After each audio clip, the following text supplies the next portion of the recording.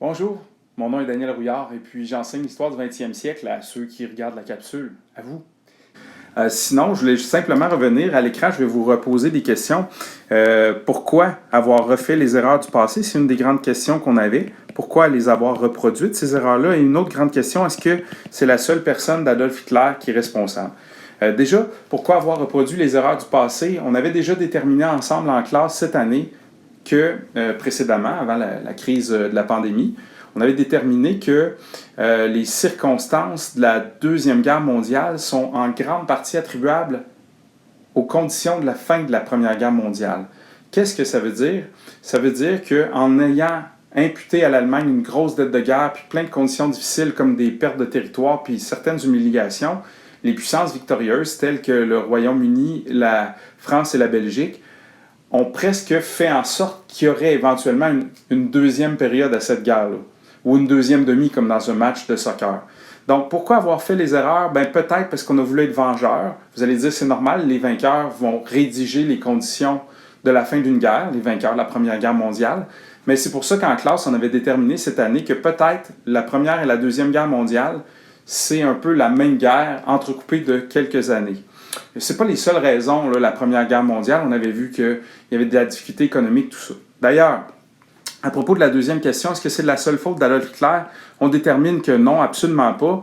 C'est vraiment des circonstances historiques. On ne peut pas seulement imputer une personne ou un groupe comme les nazis toute la responsabilité. Cependant, je veux vous dire, je ne veux pas non plus diminuer la part de responsabilité des nazis et de Adolf Hitler.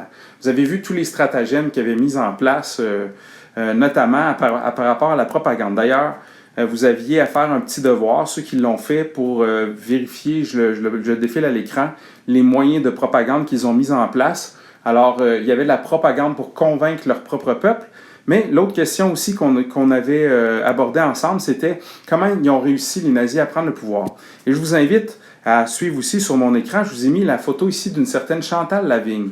Qui est Chantal Lavigne? C'est la dame dont je vous ai parlé cette année qui était un petit peu déprimée et qui s'est laissée apprivoisée par une secte. Et puis cette secte-là, vous voyez ici les coupables, c'était la fameuse affaire de l'avoir enduit dans une espèce de tombeau puis un saran wrap, essayer de dire on va avoir un accès meilleur à la vie en faisant une thérapie de la sudation et elle est morte d'hyperthermie. L'hypothermie, c'est exemple, tu tombes dans un lac gelé, tu vas mourir de froid, hypothermie, hypo en dessous, hyper au-dessus.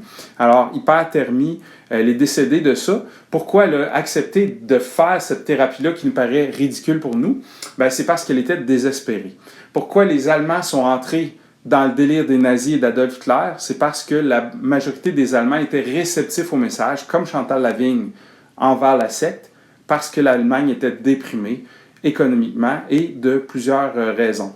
Donc, oui, les nazis sont responsables. Oui, je ne veux pas diminuer leur importance, mais s'ils ont pu faire entendre leur message et convaincre des gens d'adhérer à leur mouvement, c'est beaucoup parce que les gens étaient déprimés, qu'ils ont cru un peu au message magique que les nazis leur promettaient. Donc ça répond à une question qu'on avait en suspens, juste pour clore la chose. Aussi, ceux parmi vous qui avaient fait le devoir sur le putsch de la brasserie, vous avez vu que les nazis, dans le fond, ils ont essayé de prendre le pouvoir déjà en 1923 et ça a mal fini. Adolf Hitler est allé en prison. Le putsch de la brasserie, c'est qu'il avait fait le coup dans une brasserie en Bavière. Donc, et il s'est retrouvé en prison, fait une dépression plus ou moins. Puis finalement, il a réussi à sortir de prison, si vous avez fait vos lectures, en utilisant son procès comme un show. C'est qu'il était pour dire « Ah oui, je plaide coupable » ou en tout cas, il était vraiment déprimé. Puis quelqu'un lui a dit « Ben non, t'es tellement un bon orateur, t'es tellement bon pour faire des discours. » Un orateur, c'est quelqu'un qui fait de bons discours, que tu vas pouvoir faire un show et les journalistes et la presse qui couvraient les événements en ont fait une petite vedette. Et plus tard, il a pu, Adolf Hitler et les nazis ont pu jouer sur son charisme, sa popularité. Et vous avez vu aussi qu'il avait fait des complots. On avait comme convenu ensemble que il y a eu un incendie du Reichstag qui a été plus ou moins organisé sans doute par les nazis en faisant passer ça sur le dos des communistes. Eux autres se présentaient comme l'antidote des communistes. Donc tout ça, c'est déjà acquis. On a vu ça ensemble. Maintenant, je vous invite à prendre en main votre document qui s'appelle numéro 5. C'est le 5e de l'année. le document qui se nomme Seconde Guerre mondiale et guerre froide. Il y a deux sous-chapitres là-dedans. Il y a un A, Seconde Guerre mondiale, et il y a un B, guerre froide. Et je vais faire avec vous un petit peu, si vous voyez, il y a comme une sous-page, c'est la première partie, Seconde Guerre mondiale. Donc on en est rendu là. Vous pouvez donc aller à la page 5 du document que vous avez téléchargé. Et moi, j'aime bien commencer par le bilan. On s'est demandé pourquoi on a retombé dans ces erreurs-là. Donc, le bilan de la Deuxième Guerre mondiale, je vous en ai mis un. Où est-ce qu'on a vraiment le nombre de victimes par pays? Vous voyez que le pays qui a le plus souffert de victimes, c'est l'URSS, avec 27 917 000 habitants.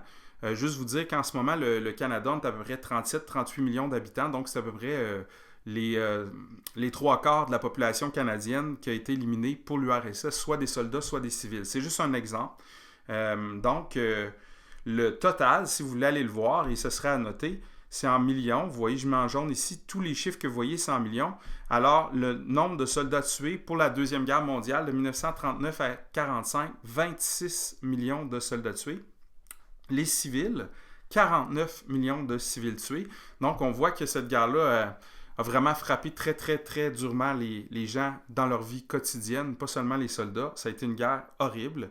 49 millions de personnes, plus 26 millions de soldats, vous voyez que c'est déjà horrible. Si vous êtes intéressé, vous pouvez aller voir les humains décédés par jour. En millions, ça donne 0,205 millions. Si on veut l'exprimer, parce que j'avais dit que c'était en millions au début, ça équivaut à 205 198 morts par jour, si on prend chaque jour de la Deuxième Guerre mondiale. Ce qui veut dire que c'est à peu près la population de Sherbrooke métropolitain au complet qui disparaissait à chaque jour, soldats ou civils inclus, peu importe la nationalité.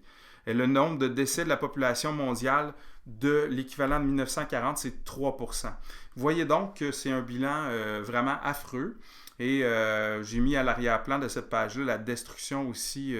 On a détruit du patrimoine, là, des quartiers, des églises, des musées, des œuvres d'art, puis des logements. Là, dans le fond, toute la qualité de vie des gens a été cassée. Ça, je ne vous apprends rien en vous disant ça. Normalement, en classe aussi, si vous allez à la page 6, on aurait regardé le bilan économique. Je vous laisserai le lire, c'est assez clair. Il n'y a rien à y inscrire, tout est indiqué. Alors, si ça vous intéresse, vous pourrez aller voir ça. Et il y a vraiment beaucoup d'informations dans cette page-là. Je vous invite maintenant à aller à la page 7. À la page 7, pour vous, c'est en noir et blanc. Mais ce que je voulais vous dire, c'est que si vous commencez par cette carte-là, on commence par la fin, puis on se demande un petit peu d'où ça vient cette guerre-là, puis on a déjà des idées d'où ça vient, mais la carte que vous voyez ici, si vous remarquez bien, il y a vraiment un bloc en bleu et il y a vraiment un bloc en rouge, ou en rouge-rose là, sur ma carte. Et si vous remarquez aussi, il y a vraiment une ligne de démarcation, là, plus ou moins ici, là, que vous avez en mauve. Je vais enlever, là, mais vous avez vu. Le monde a été divisé en deux. On a appelé ça un rideau de fer. Le bloc de l'Est et le bloc de l'Ouest. Le bloc de l'Est était autour du pôle de l'URSS, l'Union des républiques socialistes soviétiques. Il était communiste. Et il y a eu un pôle qui était capitaliste, qui tournait autour des pays d'Europe et des États-Unis. Si vous voyez ici sur la carte, les deux pays qui se détestaient le plus, c'était les États-Unis et l'URSS, une rivalité idéologique. Pourquoi je vous ramène à une carte ici où il y a le rideau de fer? Ben, c'est que les deux armées se sont rencontrées dans le cœur de l'Allemagne et en délivrant chacun des pays. Staline était l'allié des États-Unis, de l'URSS, et à chaque fois qu'ils ont avancé et que Adolf Hitler et les nazis étaient pour tomber, ben, on se méfiait les uns des autres.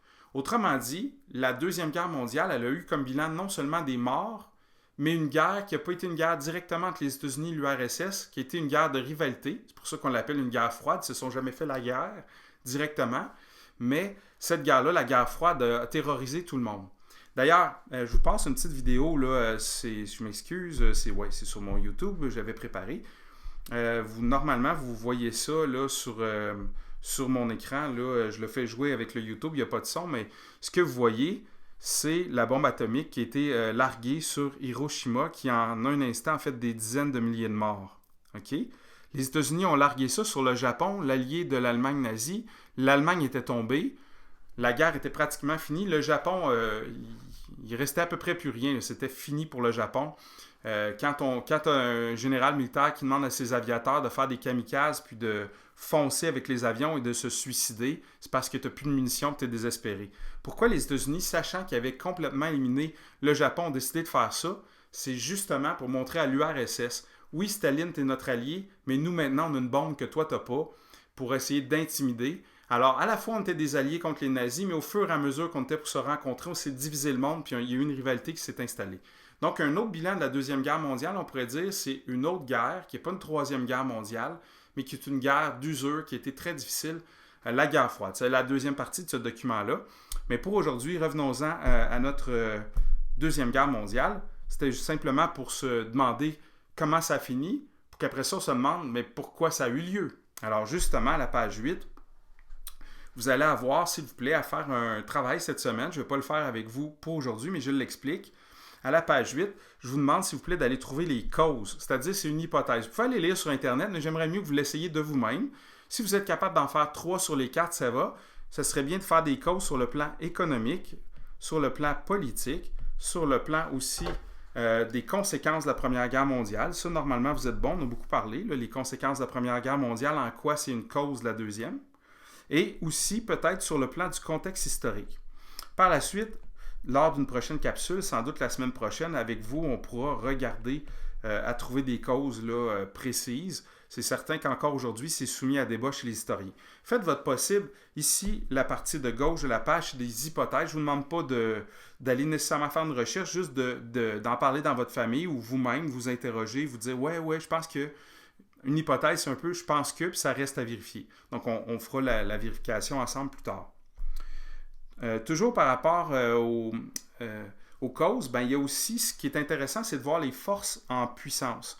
Alors vous, sur votre feuille, j'ai mis, sauf erreur, jusqu'au Japon, du côté de la force alliée autour des nazis, la force de l'Axe, puis autour des alliés, je crois que j'ai mis avec le Canada, dans le fond, d'aller trouver les couleurs qui correspondent, puis de mettre le nombre qui est correspondant aussi, comme pour le Troisième Reich, donc l'Allemagne nazie, il y a 18 100 000, c'est-à-dire habitants, et 127 171 000 hommes et femmes mobilisés. Dans le fond, il s'agit d'aller placer la couleur là, dans le graphique comme ça, puis d'inscrire les chiffres pour chaque pays. Donc ça, c'est tout simplement, je laisse l'écran, vous pouvez le mettre à pause sur votre YouTube, puis vous pourrez le colorer ou l'indiquer sur votre feuille. D'accord? Donc, prenez la peine de le mettre à pause. Moi, je vais poursuivre la vidéo pour l'instant. Ça, c'était la page 9. Dernier devoir pour terminer, pour conclure la capsule sur la Deuxième Guerre mondiale. Je vous demanderais, s'il vous plaît, de faire une recherche sur qu'est-ce que veut dire l'Anschluss. C'est un mot allemand. Anschluss, vous pouvez aller lire ce que c'est. J'en dis pas plus, mais c'est une des premières étapes que l'armée du Troisième Reich, puis le commandement nazi à la tête duquel était Adolf Hitler comme chef ultime. Qu'est-ce qu'ils ont fait dans la séquence? Une des premières choses qu'ils ont fait pour justifier des invasions de pays, c'est rapport avec le concept de l'Anschluss. Donc, il y a des questions sur cette page-là. C'est assez facile d'aller les lire. Si vous êtes trop, occupé ou paresseux pour y répondre sur le papier, ben allez lire là-dessus sur Wikipédia un peu, puis vous allez quand même comprendre. Ça sera déjà mieux que de se tourner les pouces. Sinon, on va passer la page 11 et 12. Et je vous demande de faire la même affaire avec la même chose, s'il vous plaît, à la page 13 qui s'appelle le concept de la Blitzkrieg. Blitzkrieg, c'est un mot allemand, mais d'ailleurs, on dit souvent ça, un blitz, faire un blitz dans les sports, vous connaissez ça, vous connaissez l'expression. Alors, le Blitzkrieg, ce serait d'aller taper ça, même si vous le tapez le mot allemand, le concept, il est admis dans toutes les langues, dans son mot d'origine qui est en allemand. Donc, si vous tapez ça sur Internet, vous allez pouvoir répondre aux questions de la page 13. Donc, pour cette semaine, c'est beaucoup dans votre camp qui est la balle. Vous allez avoir à faire des petites choses, mais c'est pas si long. J'estime qu'au total, vous en avez pour peut-être 20-25 minutes plus le visionnement de la capsule. On parle d'à peu près 1 heure. Donc, s'il vous plaît, faites-le. C'est bien. Puis, s'il y en a qui veulent aussi prendre en photo les pages, je vous montrerai... J'aimerais mieux que ce soit en PDF, mais dans mon courriel, je vous ai envoyé un tutoriel pour le faire. Puis vous pouvez m'envoyer ça et je pourrais en tenir compte, puis peut-être éventuellement augmenter votre note. Alors au revoir, puis bonne semaine.